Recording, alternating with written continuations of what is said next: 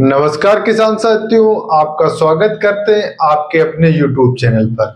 आशा करता हूं आप सभी लोग स्वस्थ होंगे और अच्छी अपनी फसल भी चल रही होगी और ग्रो भी कर रही होगी। किसान साथियों, आज हम बात करेंगे माइकोराइजा, यानी हम बात करेंगे जैविक बैक्टीरिया यानी फंगस की बात या सहजीवी की, जो कि आप लोगों के बहुत सारे प्रश्न आ रहे थे कि हमें माइकोराइजा कैसे प्रयोग करना चाहिए और कितना डोज होना चाहिए और इसके साथ में ये किस काम आता है, हम केमिकल के साथ में यूज कर सकते हैं या हम किसी पेस्टिसाइड के साथ में यूज कर सकते हैं, कैसे कब क्या करना है। इन्हीं सब प्रश्नों के साथ में आज हम आपको अपने बोर्ड के माध्यम यानी यूट्यूब के माध्यम से या सोशल मीडिया के माध्यम से आपको जानकारी देने की कोशिश करेंगे। इसी के साथ में अगर हमारा यूट्यूब चैनल अभी तक आपने नहीं सब्सक्राइब किया तो चैनल को आप सब्सक्राइब कीजिएगा और ज्यादा से ज्यादा किसान साथियों को शेयर कीजिएगा। पहली बात तो मैं बता दूं कि जो माइकोराइजा ये बैक्टीरिया होते हैं, इसमें मतलब जैविक बैक्टीरिया पाए जाते हैं यानी फंगस पाए जाते हैं, या फिर आप इसे सहजीविक कह सकते हैं। इसके साथ में ये सबसे अच्छा अगर काम करता है तो ये बेहतर से बेहतर की बात करें तो ये फास्फोरस, जिंक जैसे अच्छे पोषक तत्वों को काम करता है। अगर हम बात करें कि किस तरीके से काम करता है, कौन से काम में काम आता है, तो मैं आपको बता दूं कि जैसे कि ये अपना एक पौधा हो गया, आप देख सकते हैं ये अपना पौधा हो गया और इसके साथ में ये छोटी छोटी कलियां हो गई। अब बात करते हैं कि ये कलियों में तो भी काम करता ही करता है, लेकिन इसका सबसे अच्छा रोल जो होता है जड़ों की विकास के लिए काम आता है कि जड़ों का विकास कैसे किया जाए। और इसमें क्या करता है ये पोटास और अपना इसी के साथ में जिंक हो गया और इसमें फास्फोरस हो गया। तो ये सबसे ज्यादा फास्फोरस और जिंक के लिए मतलब क्या करता है, फास्फोरस क्या होता है कि जिंक, फास्फोरस और जिंक है, पोटास है, इनमें क्या होता है ये कि ये कुछ दूरी पर चलते हैं, मतलब कुछ दूरी तय करते हैं और स्टॉपेज हो जाते हैं, मतलब ज्यादा अपने वो खेतों में यानी मिट्टी में ये फैल नहीं पाते हैं, ऑब्जर्व नहीं कर पाते। अच्छा, माइकोराइजा से क्या होता है कि अच्छी तरीके से ऑब्जर्व हो जाते हैं, पौधा अच्छी तरीके से पोषक तत्वों को अपनी तरफ खींच लेता है। किसान साथियों, आपको बता दें कि जब माइकोराइजा का हम यूज करते हैं, सबसे पहले मैं आपको डोज बता दूं कि यह 1 एकड़ में 4 kg यूज किया जाता है, यानी 1 एकड़ एकड़ में ये 4 kg पर डिपेंड करता है कि हमें कौन सी फसल में इसका हम प्रयोग कर रहे हैं। लेकिन किसान साथियों, जब आप प्रयोग करें तो सबसे लंबी फसल में प्रयोग करें, शॉर्ट ड्यूरेशन की जो फसल होती है उसमें ना प्रयोग करें।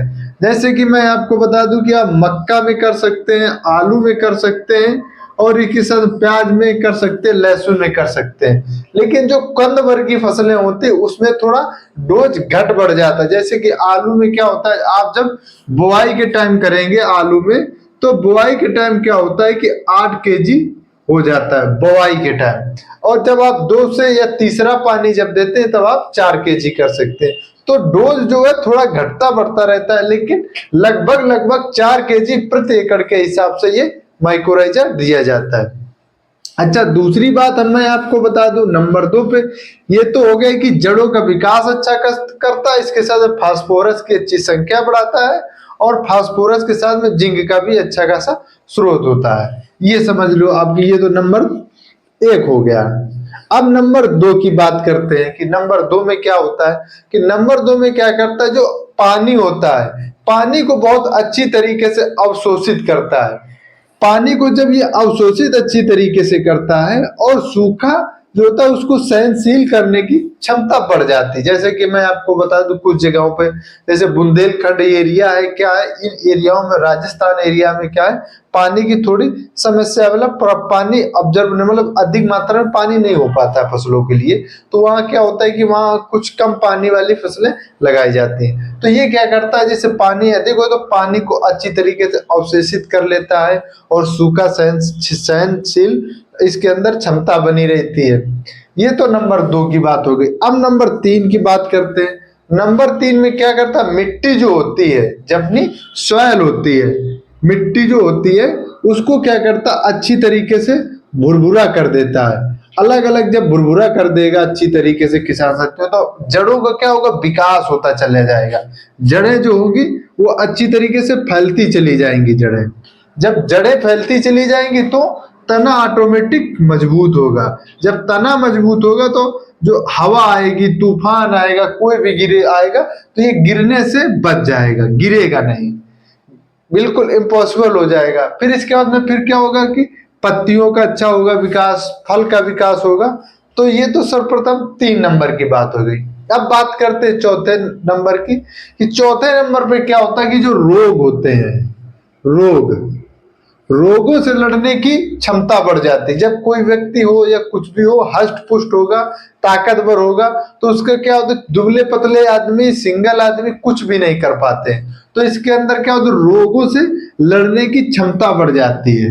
रोगों से लड़ने की क्षमता बढ़ जाएगी, जड़ों का अच्छा विकास हो गया। जड़ें सब बाबा एक की तरह, जैसे जो दाढ़ी वाले बाबा होते हैं ना, उनकी तरह अच्छी तरीके से ना जड़ों का विकास हो जाता है। जो जड़ें होती हैं वो अच्छी तरीके से अपना निर्माण कर लेती हैं, बहुत अच्छी तरीके से। और ये माइकोराइजा क्या होता है कि अपना अच्छी तरीके से ऑब्जर्व जड़ों में ऐसे ऐसे लिपटता है या जड़ों में ऐसे ऐसे रखा रहता है।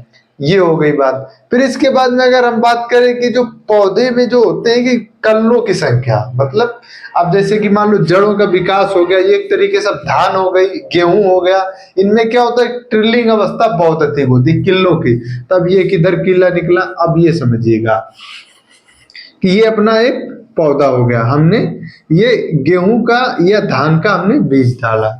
अब ये अगर माइकोराइजा होगा, जड़ों का अच्छा विकास होगा, तो उसमें क्या होती है, ट्रिलिंग अवस्था बहुत हो जाएगी अच्छी तरीके से।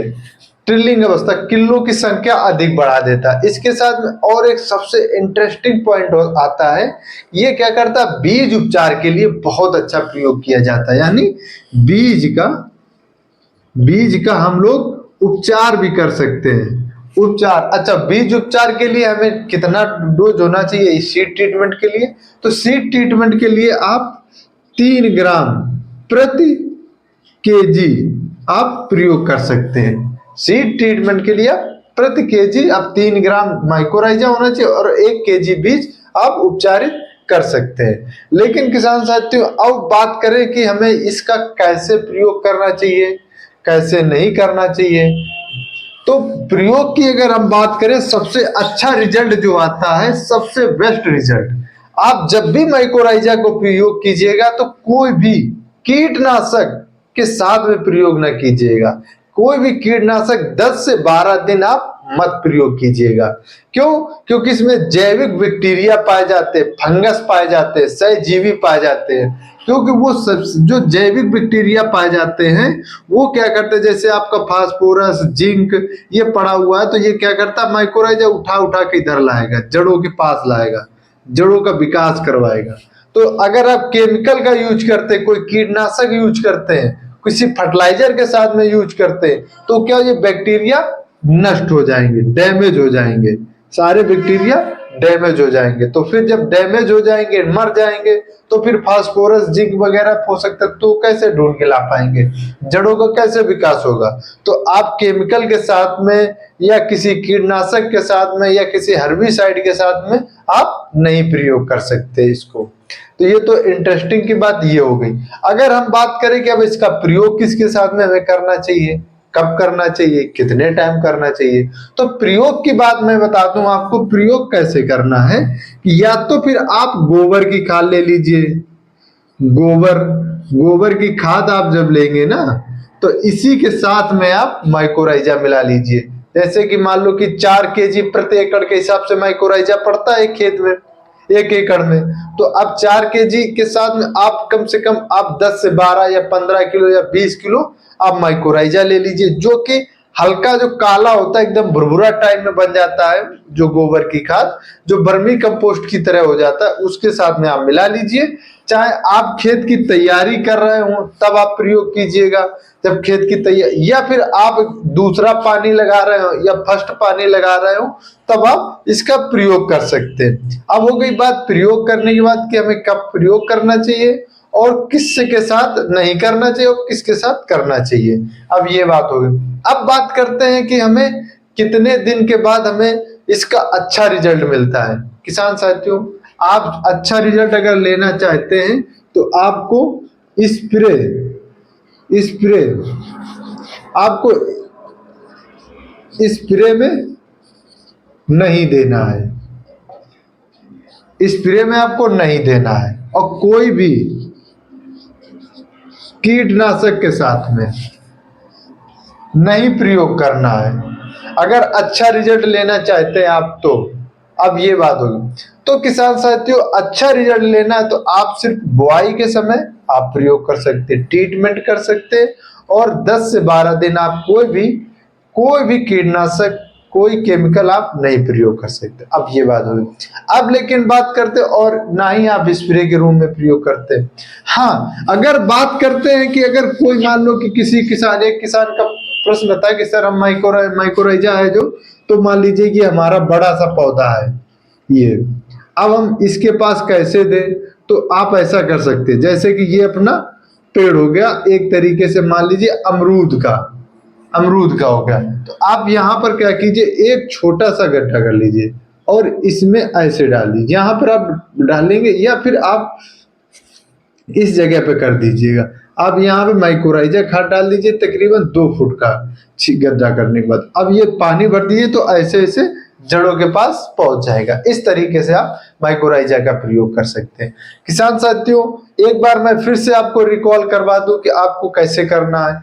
ये माइकोराइजा सबसे अच्छा, और ये जैविक बैक्टीरिया और फंगस या सहजीवी आप बोल सकते हैं। इसमें क्या होता है कि पोषक तत्वों की अच्छी मात्रा हो जाती है, जैसे आपको फास्फोरस है, जिंक है, इनका अच्छा खासा स्रोत हो जाता है। पानी को अच्छी तरीके से अवशोषित कर लेता है, इसके साथ में मिट्टी को भुरभुरा करता है, सूखा सहनशीलता आ जाती है। सूखा जो होता है वो सहनशीलता मतलब क्षमता आ जाता है कि लंबे समय तक अगर आप पानी नहीं कर दे पा रहे या सिंचाई नहीं कर पा रहे, वो आ जाता है। अगर 1 एकड़ की डोज की बात करें तो 4 kg प्रति एकड़ के हिसाब से डोज होता है। अगर वो फसल के ऊपर डिपेंड करता है, लेकिन कम दिनों की अगर कोई आप फसल कर रहे हैं तो उसमें आप माइकोराइजा का प्रयोग मत कीजिएगा। ये और रोगों से लड़ने की क्षमता इसको अधिक हो जाए, जब पौधा हष्ट पुष्ट होगा तो और रोगों से अच्छी तरीके से लड़ लेगा। इसके साथ में आपको और बता दूं, जड़ों का विकास होता है, पौधों में किल्लों की संख्या अधिक हो जाती है, यानी ट्रिलिंग अवस्था अच्छी हो जाती है। बीज उपचार कर सकते हैं 3 ग्राम प्रति केजी के हिसाब से, गोबर के साथ आप मिला करके आप इसको अच्छी तरीके से ना, जो काला गोबर हो जाता है एकदम दानेदार भुरभुरा वर्मी कंपोस्ट वाला, उसके साथ मिला करके आप फेंक सकते हैं। लेकिन कोई केमिकल के साथ में आप इम्पॉसिबल है, किसी के साथ आप नहीं प्रयोग कर सकते हैं। आप या 10 दिन पहले या 10 दिन पीछे आप नहीं कर सकते। अच्छा, इसका रिजल्ट तभी मिलेगा, स्प्रे के रूप में आप कभी भी इसका प्रयोग मत कीजिएगा। लेकिन किसान साथियों, अगर आपको ऐसी जानकारी अच्छी लगी हो तो हमारे YouTube चैनल को आप सब्सक्राइब कीजिएगा और ज्यादा से ज्यादा किसान साथियों को आप शेयर कीजिएगा। धन्यवाद।